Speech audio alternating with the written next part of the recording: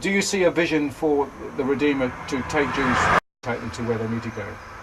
When the Can Lord, the will the tell me the came- ships that you've worked on, please, in Well, history. I've worked on so many I can't remember them all. Tell me the Christian ships you've worked with.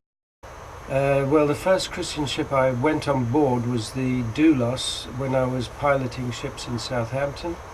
I was doing deep sea pilotage. I brought a ship into Southampton and I berthed to behind the Doulos, which had arrived an hour before. And at that time I felt I had a calling to God, and I went on board the ship and said, I believe I've been called here to work on this vessel, but I wasn't born again. I was still drinking and doing the usual things that one does. Before you became a Christian? It was before I became a Christian.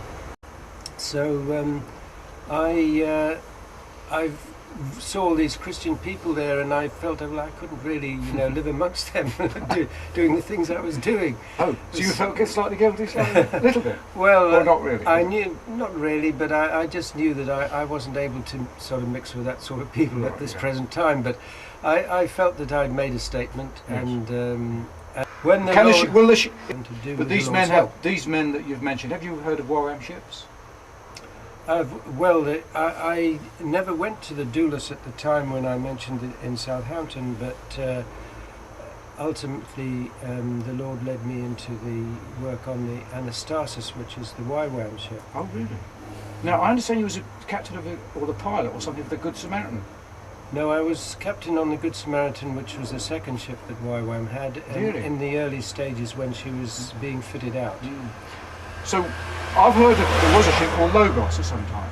Tell me about that briefly. The Logos was the first ship which George, and I was going to tell you that Dale Roton and George worked together in the ministry. They still do. How many years ago is this? About 1979, I believe. Have you spoken to George Veer recently? Well, yes, I went up to visit the Logos in London when she was here on a visit. This is the Logos 2, because the first Logos came to grief actually and was replaced. Really? Did you share with George Veer your vision with reference to the Redeemer? Very briefly. I didn't really feel that I had enough at the time to go into any detail. Did he encourage you in it? Oh yes, he always encourages, but his encouragement was that to start a ministry you need 4 or 5 mature Christians to be in agreement. That are called of God to the mission, yeah. That are called of God. So I would put to you, Alistair, if this vision that you have, and I believe is in fact of the Lord, if it is truly we're called to this mission, then God is already preparing these men.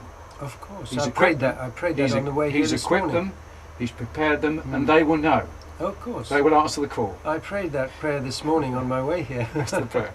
And so I shared this vision with our church last night, and the churchyard behind them. Oh, praise God. And God willing, we will be going with the help of one of the pastors in my church to meet Chris Richards, the head of Leisure Centre in Portsmouth, regarding bringing the ship to Portsmouth. Oh, good. Next Friday on the 9th. Of course, you're welcome to come to that meeting. Yes. I've shared it with Mickey Mellows, who's also an FGB man, and with FGB International, they're very interested to help in this work, and they will always see the hand of God. They look out continually for God to open ways to share the gospel by testimony, by preaching, and of course we will have prayerful support from all these people.